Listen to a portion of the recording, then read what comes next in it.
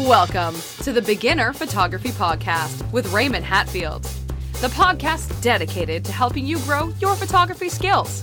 Raymond interviews the world's top photographers in their field to ask questions that will get you taking better photos today. Now, with you as always, husband, father, home brewer, LA Dodger fan, and Indianapolis wedding photographer, Raymond Hatfield. Hey, welcome back to this episode of the Beginner Photography Podcast. As always, I am Raymond Hatfield, your host and Indianapolis wedding photographer. I'm excited today for today's interview. As you'll hear in the interview, I've reached out to members of the Beginner Photography Podcast Facebook group to ask them, who do you want to hear from this year? Who would be your dream interviews? And this is starting on that path. So I last week interviewed Andy Mumford, which was an incredible interview. This week I'm interviewing another incredible photographer at the suggestion of the group, and I'm having a blast. My views of, I guess my scope of knowledge for other photographers is getting broader and broader by the day, and today's interview is one that I know that you will enjoy. So first, though, if you're listening to this episode the day that it comes out, like right now, I am probably at a Dodgers-Giants spring training game. That's right. I am so excited for this. The whole family, we are actually tonight as the day that I'm recording this, tonight we're packing up the car and we're driving out to Arizona to surprise my mother, who we haven't been out there to Arizona to meet her. She just always flies out to us because it's easier for her instead of having, the four of us get on a plane and go out there. So we're actually driving out to Arizona, and while we are there, I'm so excited to go to this Dodgers-Giants spring training game. And what's even better is that the other day there was a Dodgers-Giants spring training game and the Dodgers won 8-2. Take that, Giants. So anyway, if you're listening and you kind of want to follow me along, I want to invite you to follow me along on Instagram. My Instagram username is rhatfieldphoto. It's all one word. R as in my name, Raymond, R Hatfield Photo. And that's it. I'll be posting some Instagram stories, posting some work as well. Or not work, but I guess like family stuff, which I got inspired to do after today's episode. And we're probably going out to the Grand Canyon. I'm excited for that as well. I've never been to the Grand Canyon. I heard that it's a pretty incredible place. So I know nothing about it, though. So if you have been to the Grand Canyon, I want to know your tips. What should we do? What should we not do? These are the things that, I need to know. So if you got any tips, shoot me a message once again on Instagram. That's rhatfieldphoto. I would love to hear from you. Okay, so we are going to get on into this interview right now. I'm going to keep it nice and short. We're going to get into this interview right now with Ashley Marston. This interview, like I said, came from a suggestion from one of the members, Carrie, in the Beginner Photography Podcast Facebook group, where I'm trying to always answer questions, but I also ask my own questions. So if you're interested and you want your voice to be heard, join the Beginner Photography Podcast Facebook group. Just search for it in Facebook, Beginner Photography Podcast, and it will pop up. You answer 3 quick questions and you are in. So that is it. Okay, we're going to get into today's interview with Ashley Marston. Today's guest is Ashley Marston, a birth and family photographer from our neighbor to the north, British Columbia, Canada. Professionally, her work has received notable awards from the International Association of Professional Birth Photographers, and personally, her work has been recognized most recently by National Geographic. And today, I can't wait to get into talking about shooting professionally and personally. So Ashley, thank you for coming on the podcast. Thank you so much for having me. Of course. This is an interview that this is like a series of interviews that I've been doing where I've been reaching out to the listeners of the Beginner Photography Podcast and asking if you could have anybody on the podcast, who would it be? And your name came up. So I am so excited to have you on. Awesome. And I know that it's just going to, as a wedding photographer, I don't shoot children. I don't shoot really anything else. Yeah. So being able to talk to other photographers and hearing their stories is not only helpful to me, but I know that it's going to expand the horizons of our listeners. So again, thank you so much for coming on.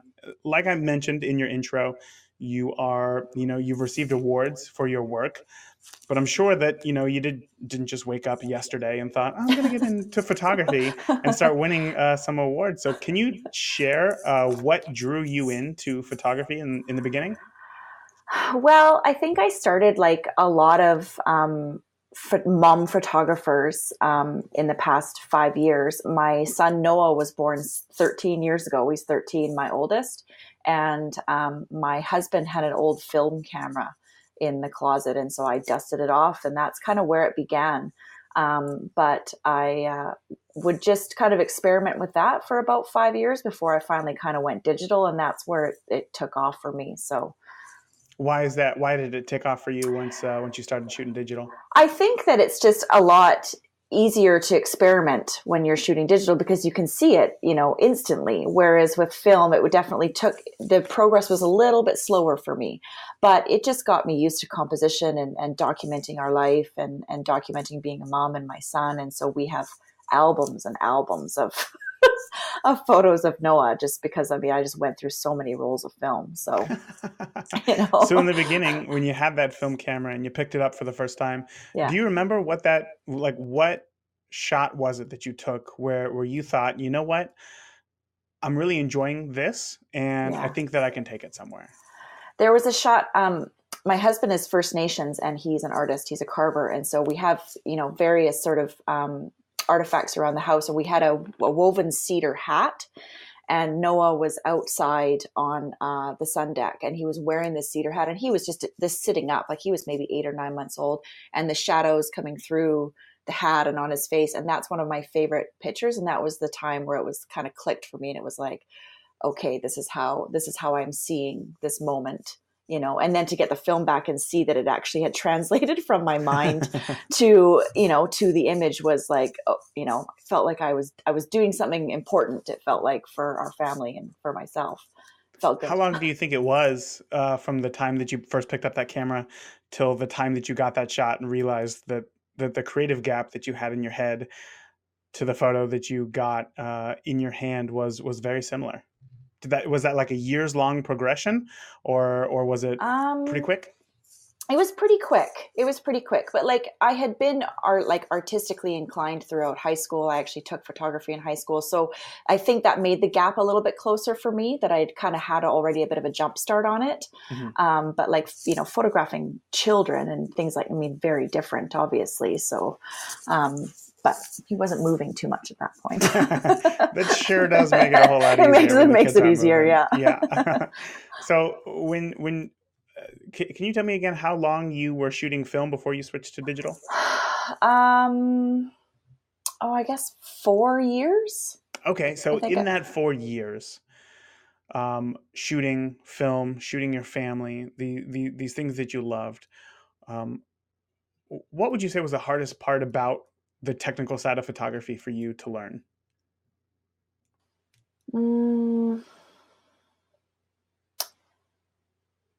I don't know what the hardest.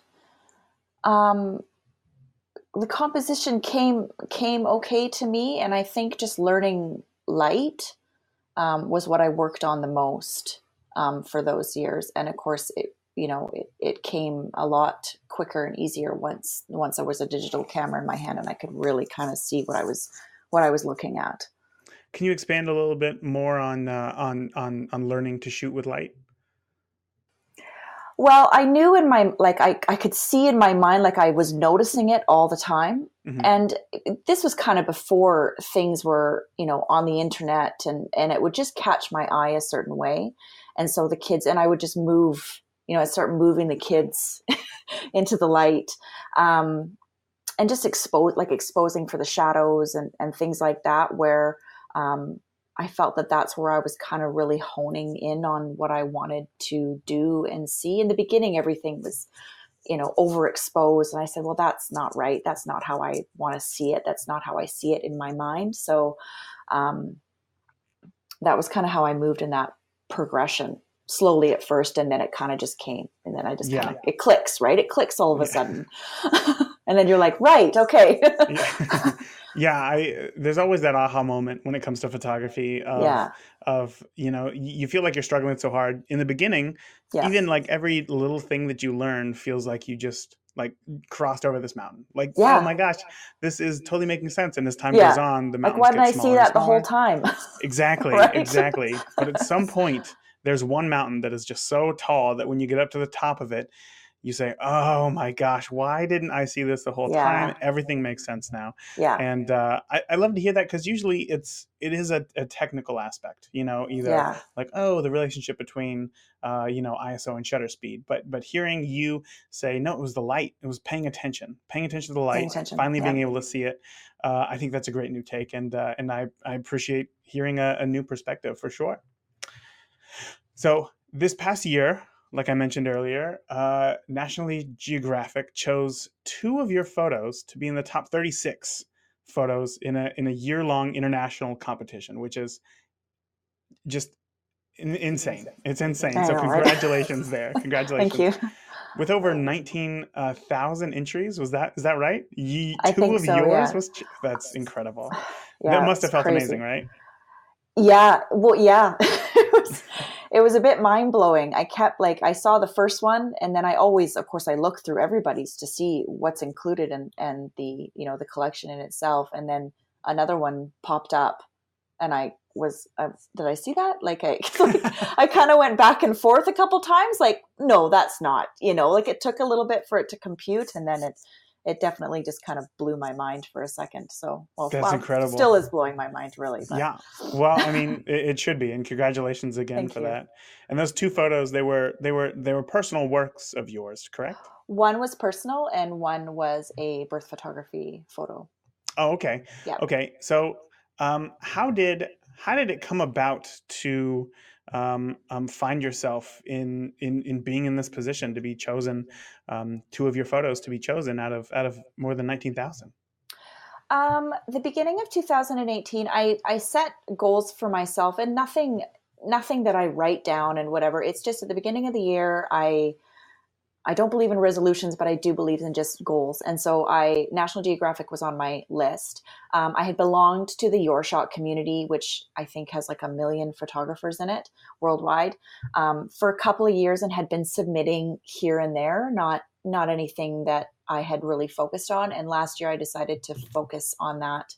And so I had been submitting to them over the course of the year. And had 7 photos chosen throughout the year to be part of the daily dozen. So they pick 12 photos every day to feature. So those were huge moments for me. And then they kind of pop up these assignments that you can submit to, or these competitions that you can submit to. And so those were what I thought 2 of my best photos of the year. And so those were the 2 that I had submitted, and they were chosen. And they thought so too. Yeah. Yeah, I guess so. That's awesome. So I kind of want to talk a little bit about personal work here, because Sure. it's something that I know personally I don't do enough of. I thought that it would be one of the driving factors. It was one of the driving factors to get into photography. Yeah. But then over time, it's become more and more professional. And now, really, I just kind of stick with just my iPhone for personal photography and stuff. Yeah. It's easier to share photos. Totally. Last year, I chatted with Jenny Stein on the podcast, who she talks a lot about doing a 365, a project Yeah. 365. So after that interview, some members in the Beginner Photography Podcast Facebook group started inquiring about a 365, and even started doing one this year. So in the group, Carrie, who is just going hard right now on her project 365. Every day she uploads a new photo, and it's great to see her work progress. But when I asked her what she would want to hear from you, what questions she would ask you, she wanted to know, as an established photographer, what are your goals doing a personal 365, and how do you make time for it? I know that was a lot to unpack, so I'll give you a second. My goals for the 365 have changed every year. I'm actually in my 5th year of doing a 365. So incredible. At this point in time, it would feel weird for me to not do it, because it has just become part of our life and part of my workflow. And so what I've done every year is I have focused on one thing work on. And in the first year it was light because that's where I was at. And in the second year I worked on composition. And in the third year I worked on putting myself in the frame more, because that was what I had noticed looking back on the project, was that I was vacant, right? Yeah. It's very common for photographers. Very Like, common where for am I? photographers, Yeah. very common for mothers, especially with two young kids. I mean, we have three children now. Our two youngest are only 11 months apart. So like, we were really in the thick of things, and body wise, and like, I don't want to put myself in front of a camera, but you have to, because otherwise how are they going to see you, right? So I think the next year, like, movement, things like that. Every year I kind of honed in on something different every year, and focused on that. Now in my fifth year, my goal is just I don't shoot as much anymore. I feel like in the past years I've been really like, I gotta get this. And I've relaxed. And so I'm just like, I'm just going to relax. My kids are 6 and 7 and 13. So like, they're all in school, and I don't feel as much pressure anymore. I'm just going to document us, as I see us, and celebrate us. So that's kind of was my goal this year, was to just chill out. I didn't know even if I was going to do another 365. I feel like at the end of December every year, I'm like, I'm not going to do it. I'm going to take a year off. And then I kind of just, I feel like I would be lost without it. So I just keep going. Hilarious. I just keep going. So yeah. So how do you? You said that obviously the kids are in school now during the day, and then you don't shoot as much. Can you tell me what that means? You don't shoot as much, because obviously you're still shooting every day. Yeah, I'm still shooting every day. I'm very conscious now about getting my shot and then putting the camera down. Mm-hmm. Mm-hmm. Especially too, because now that they are older, I mean, I've been really lucky that my kids are welcoming of it. I've heard of photographers starting them and their kids just like hate the camera. Like, they're like, get that away from me every time they pull it out. My kids are not like that at all. But I'm conscious of getting what I need and then just putting it away. Like, okay, now I'm just going to carry on throughout my day. And then if I see something later on, then sure, maybe I'll take another shot. But I feel like in the past years, it was out all the time, and I was constantly striving to get something. Like, maybe I didn't like that shot. Maybe I wanted to get another one. But I feel like my confidence has grown, what I want to capture and what I want to preserve for them. I see it, I take it, and then I leave it. So how long I think did that that's take changed. to hone that discipline? It's only really been in the past couple of years. I feel like Wow. maybe year 3 it started, where I was like, okay, yeah, like, I think that so it's only like every so often I'll come up to my computer at night when everybody goes to bed, and I'll upload, and it doesn't happen very often where I'm like, oh no, I don't like that at all. Like, I feel like I've got it. But that really has only just been recent. But it's been a good progression. Like, I constantly felt like I was getting better. So it's not as if there was this void where like I wasn't getting better. When you do a 365 and when you shoot every day, there is no way that you're not going to progress. Mm-hmm. Like, you are going to get better every day. That's just the fact of it. You're picking up, you're experimenting, you're shooting every day, you're looking through that viewfinder, you're working on your composition, you're going to get better. So that's what I love about it. So I think, and I could be totally wrong, so this could be a terrible question, but we're going to try it out anyway. Sure. I think that when you have the constraints of a 365, like, your goal is to get one good photo every day, right? Mm-hmm. And then you put a lot of weight on that. So you're like, that one photo has to be a great photo. And every day you go out and try to get something, but and I'm sure it's do you guys get much snow up there in it's the western half of Canada, right? Yeah, we're on the very, very west coast. Okay. Yeah. So here in the Midwest, it's very snowy and cold, and you really don't leave your house, like, unless you have to. Yeah. And in times like this, if we're stuck at home, what do we shoot? Like, what what should we be focusing on? What should we look for? Well, I'll tell you that like not every day is going to be a great photo. Not every day is going to be an award winning photo. And I think that a lot of people struggle with that. Me and my husband have chosen to share my project on social media. So I'm literally posting my photo every single day and have for 5 years. And not everyone is amazing, but it's amazing to my kids. Mm-hmm. Right? Essentially, this project is for them. So while it's not going to get me 300 likes, it's going to have a connection and have a purpose for my kids in later years. So that's what I always have to think back on. And so that's where social media gets a bit tricky, where there's this like constant need to produce this mind-blowing work. And sometimes you do. Sometimes you post something and you're like, wow, like that is my best work. And then sometimes it's like, meh, but that ends up being one of the photos that my kids will see and they'll be like, oh, I remember that day. And I remember. And so you got to kind of bring it. I always in my mind, I was like, you got to bring it back home because that's what this is for. This project is for them.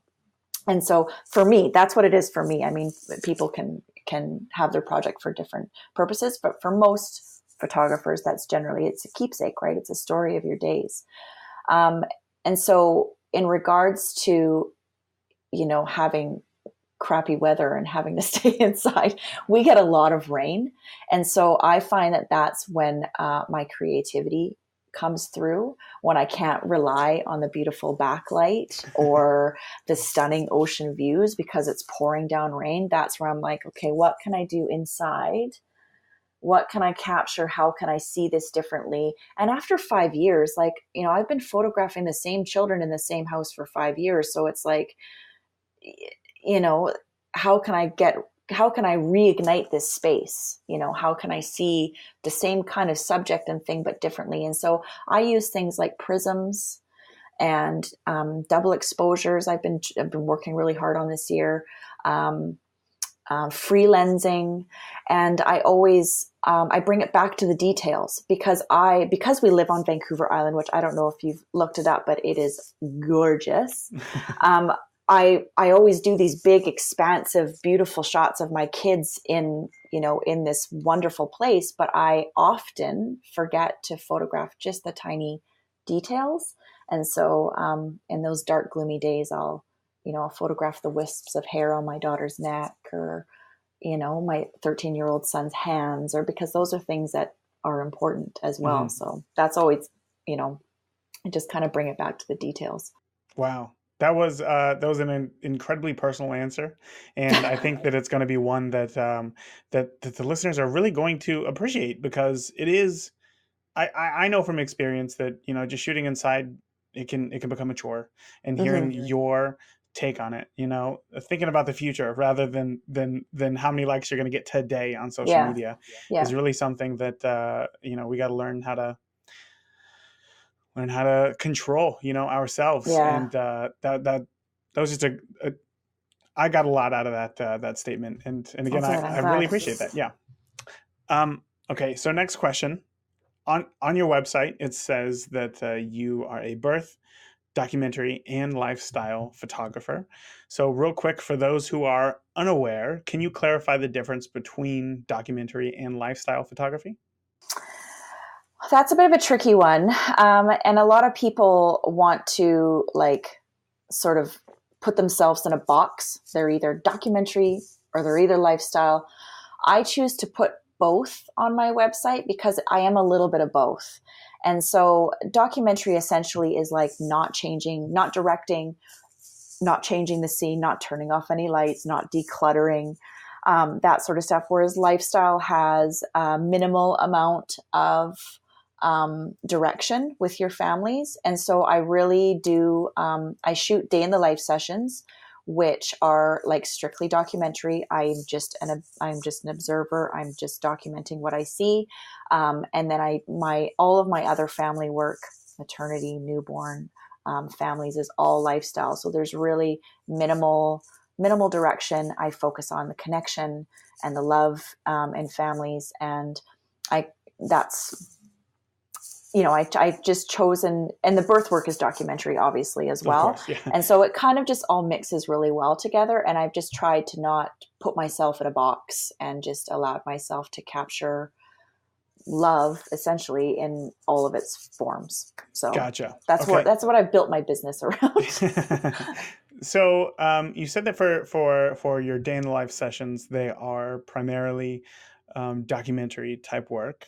Yep. So when would it be appropriate to do more of a lifestyle type shoot? Like how do you define, not how do you define, how do you decide between the two? If you were to show up to a house today, family, I saw very recently you posted, I believe it was a child's like first birthday, like their day in the life session with Mm-hmm.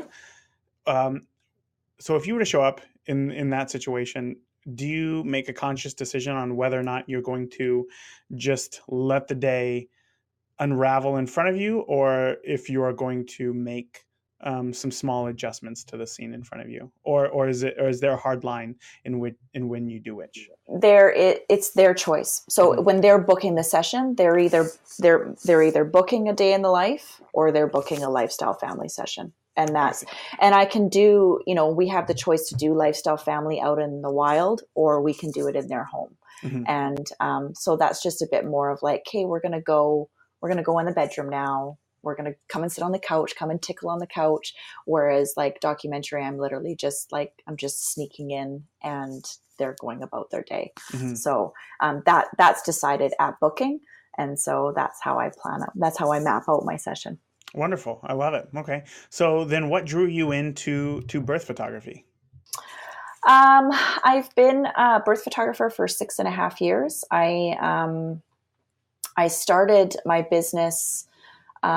Sophie, our youngest, our third, was only just a few months old when I had discovered birth photography. I came across an article online in the New York Times while I was nursing her on Lindsay Stone, who was the first birth photographer. And it was kind of just my aha moment, because I had been shooting families for probably about 3 years, kind of on and off as I was having babies. And I was kind of stuck. I was stuck doing what I thought I should be doing. I was stuck doing what everybody else was doing. And I thought, well, this is the way that my photography is supposed to be. I guess this is what everybody else is doing. What do you mean by that? You mean like style of work? Just, or yeah, like it was mostly just posed family Mm-hmm. photography. You'd go out to a park and everybody would sit down on a blanket and they'd turn and smile at you, and that was it. Yeah. And so I would still be shooting the in-between moments, and then I would deliver them to the clients with their turning and smiling photos. And I was finding that those were the moments that I was more drawn to, and it seemed to be the moments that they were more drawn to. And so it was kind of a slow progression into a change in my business where I felt that I didn't have to stick with what was kind of expected. Mm-hmm. And so, and then I'd had my babies, and I actually pondered becoming a labor and delivery nurse because I felt so at home in that environment, but I knew that I needed a creative outlet. Mm-hmm. So when I came across the article on birth photography, it was like a light had just like gone on off in my world. And so I had called my husband and said, I think I know what I want to do when I grow up. He was like, okay. Yeah. And then I said, I'm going to need your support. Like, you got to be 100% on board, because there's an on-call component, right? Where like I'm on call, and that affects our life greatly. And also that means I'm building a business from the ground up, and educating the public on what birth photography is. So it was a hustle for sure. And I knew that if I didn't start it then, that I would kind of miss the boat on it. And it was a tricky time. Like I said, my two youngest are only 11 months apart. My youngest was only 3. Like, I was raising these 2 tiny babies Mm-hmm. and starting a business, and up in the middle of the night shooting births, and just trying to get the work out there to show people what it was. Because at that point in time, there was only a handful of us that were shooting birth, and it was unknown, really. Now, of course, it's more mainstream. So So that was my start into birth photography, and that's where my business just went, like, it skyrocketed. It took off from there. That's awesome. Can you tell me about your first birth client, having never shot a birth before? Can you tell me how they found you and any ways to, and just tell me how it turned out? Hey guys, Raymond here. I just wanted to take a quick break from today's chat to let you know that you are listening to the free version of this interview. And if you like what you hear from today's guest, you can hear the full interview and get access to the entire back catalog of past interviews by simply becoming a premium member of the podcast for just $10 a month by signing up over at patreon.com/beginner photography podcast. And if you're driving, well, no worries. The link is on our homepage at beginnerphotographypodcast.com also. So sign up now, and if it's not everything that you hoped it to be, no worries. Cancel anytime within the first 30 days, and I will happily give you your money back. That's it. I appreciate you all. I hope to see you on the inside. You talked earlier about shooting day in the life sessions, which I think is so cool. That's got to be something that I've always had this dream of, like when I was in high school, to be able to just like follow a band around, right, for like 6 months, or like have some sort of like long-term project to where you don't know what's going to happen by the end of, your journey, but you want to be able to capture it all so that you can go back and tell that story. And when it comes to like day in the life family sessions, that's kind of how I see that as well, right? You show up in the morning, you don't really know what's going to happen, and then by the end of it, you're hoping to have, a nice little portfolio of images to deliver. So can you kind of walk me through stuff like time requirements for something like that? And then also, what is your goal for those day in the life sessions? Well, my day in the life sessions are booked in 4, 8, or 12-hour sessions. So the family gets to choose how long they want me there for. And then they also get to choose what they want me to capture. So questions that I ask them are like, what's important to you in your day? Like, what are some things that you want to capture? Do you want to go somewhere? Do you want to just stay at home? So these are all conversations that I have with my clients beforehand.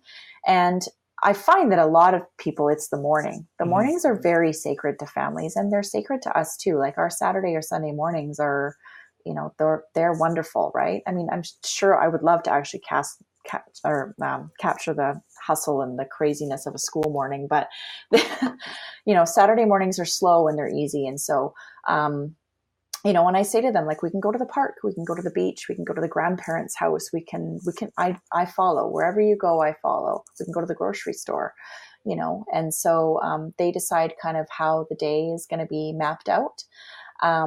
And I just document all the little moments in between. Sorry, what was the second half of the question? As far as a goal for a day in the life session, what are you trying to capture? I kind of started doing these because I knew that it was something that I would want for my family. So when I'm capturing these families, I kind of put myself in that position where I'm like, what kind of keepsake would I want to end up with? And so it's kind of a mixture between the conversations I have with them, what they want to capture, and then what I think as an end product, when they're looking at this, when their kids are graduating or when they're having grandchildren, like what is the memory that you want to preserve for them from this one day?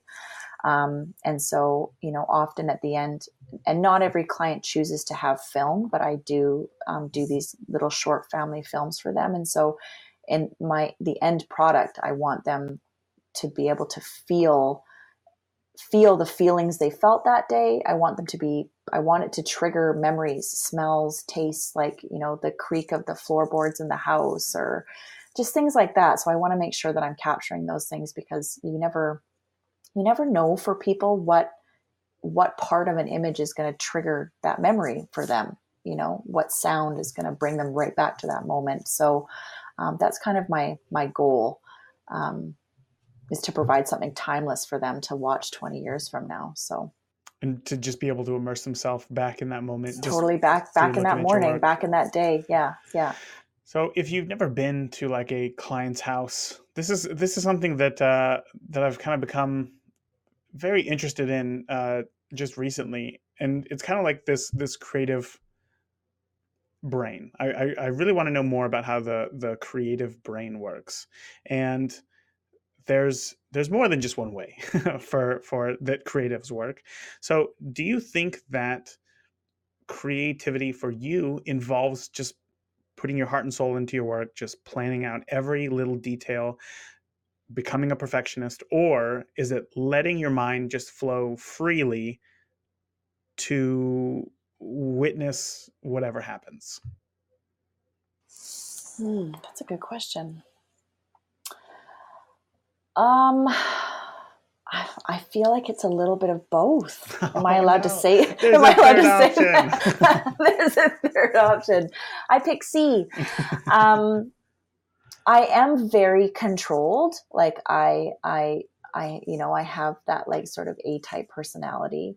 But as a documentarian, I have taught myself to step back and observe and document. And so part of me is trying to be creative, but also be true to what's happening. So it's a bit of a balance, especially with those kinds of sessions.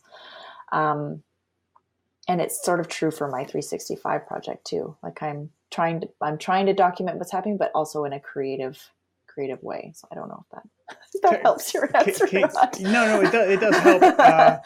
For a little bit more clarification, can you give me an example of maybe a personal shot that you've taken where maybe you wanted more strict, following of the rules for a photo, or the complete opposite, where maybe everything was going too, down the line and you wanted it to be more whimsical?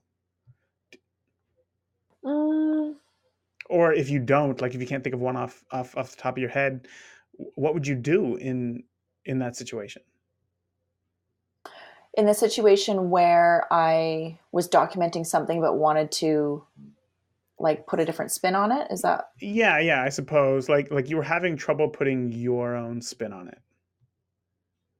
Well, I think it kind of takes me back to like the indoor raininess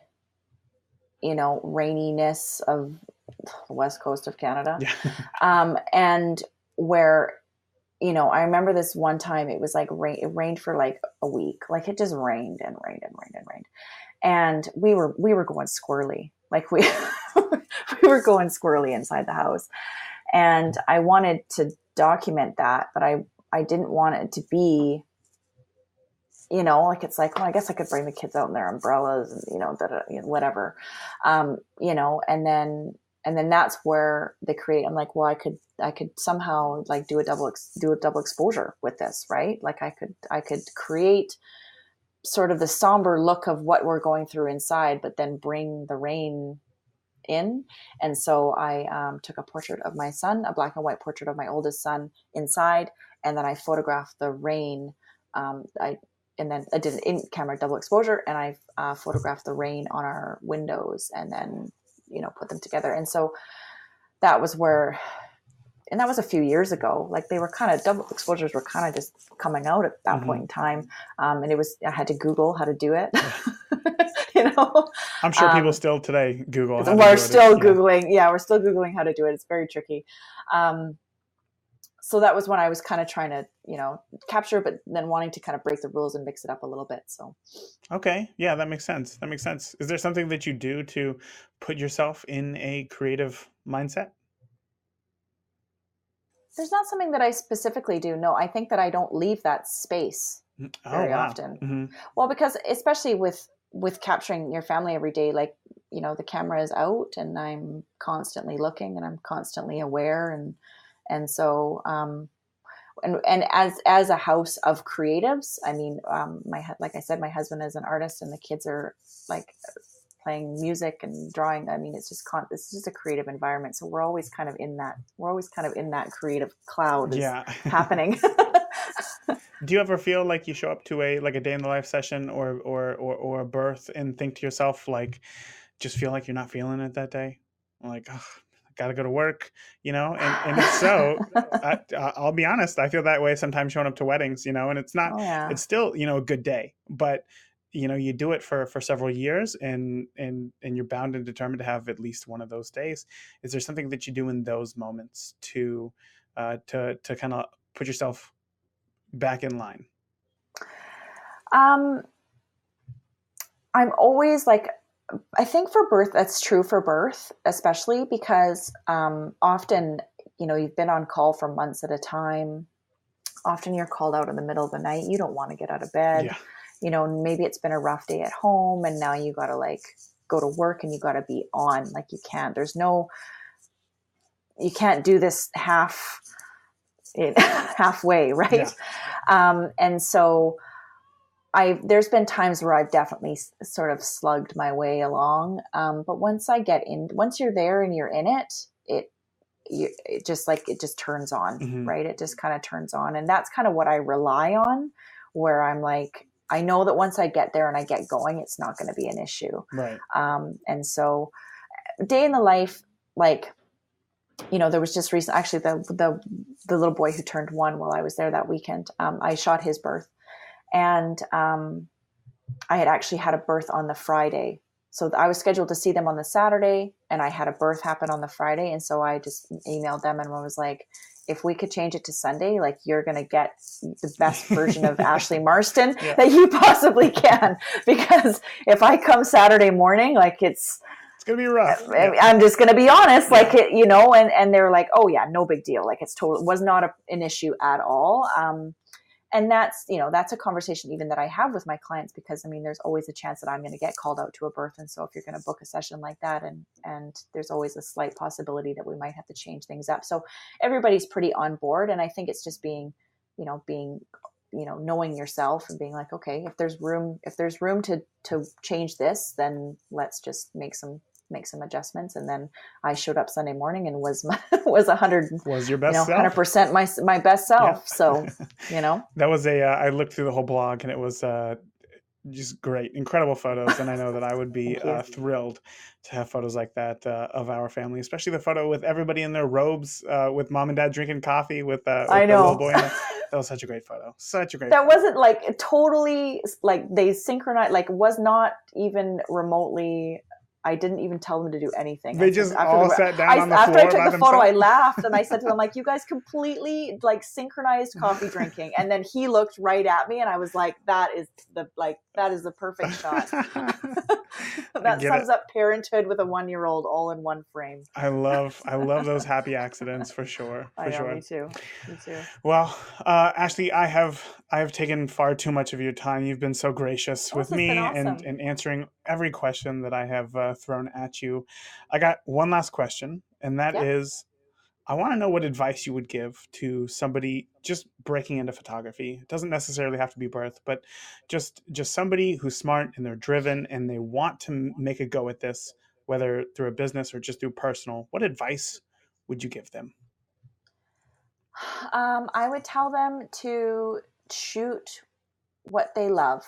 Find what they love to shoot and go for it. Because if you're trying to be somebody else, if you're trying to go with the masses and shoot what you think you should be shooting, then your success will not come as quickly. I think that it really shows in your work when you are shooting things that you are really passionate about, and people see that right away and they're drawn to it. And so just be yourself and shoot what you love. Beautiful. So. Beautiful. Ashley, can you let the listeners know where they can find you online to follow along and check out your work? Well, I'm on Instagram and Facebook, and I post every single day. So you can definitely follow along with what we're doing daily. So perfect. Ashley, again, thank you so much for coming on the podcast. I truly appreciate you, and I can't wait to follow along more in depth into your own 365. I was going to say 365, and then I decided halfway through your own project, and hopefully start doing something like that for myself. So again, Ashley, thank you for coming on the podcast. It's never too late. Thank you so much. Oh man, that was one of those interviews where, you go into it and you think that you've prepared and that you've asked these questions that you hope are having a black and white answer, and unfortunately it's just not. No, I take that back. Unfortunately, it is not that way. Sorry, I misspoke. It is not that way, and it's incredible because you get answers that you weren't expecting in the first place. And just my biggest takeaway for sure was hearing Ashley's take on doing her 365. She's been doing it for 5 years. So if anybody knows about doing a 365, it's her. And her saying that you are going to have some days where you are struggling, where you are having a hard time creating a photo, but you still got to do it. You got to push yourself creatively, and you got to create something. The photo might not be the best thing in the world, but you did it. You're capturing these things, and in the future, these photos are going to be so much more important than they are to you now. That was definitely my biggest takeaway, as I've tried doing the 365 before, and I always found myself to be discouraged for that exact reason. You go out, especially because you usually start one in January, and here in the Midwest it's very cold, and you're all excited for like a month, and then after that month you're like, what else is there to take pictures of around this house? We can't go outside. And once again, hearing her take, Ashley, it was great. It was great to hear, and very inspiring as well. So Ashley, if you're listening, if that's the one thing that I took away, I truly appreciate it. And it's something that I'm going to incorporate into my own life. So again, thank you. But if you are thinking like bad days, like singular bad days, shooting photography, that's every day for me. I know nothing of what I'm doing. I'm here to learn more about photography. Then I want to invite you to sign up for our free 2-day photography bootcamp video series, which you can do over at beginnerphotographypodcast.com.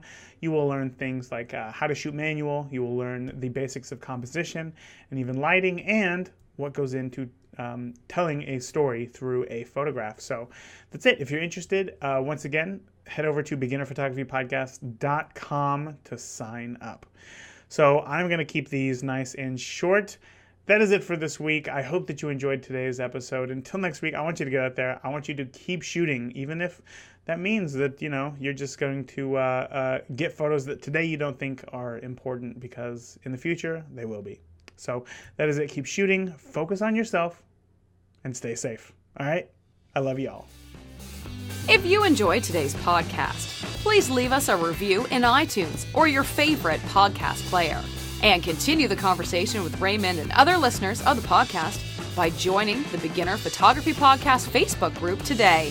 Thank you. We'll see you again next week.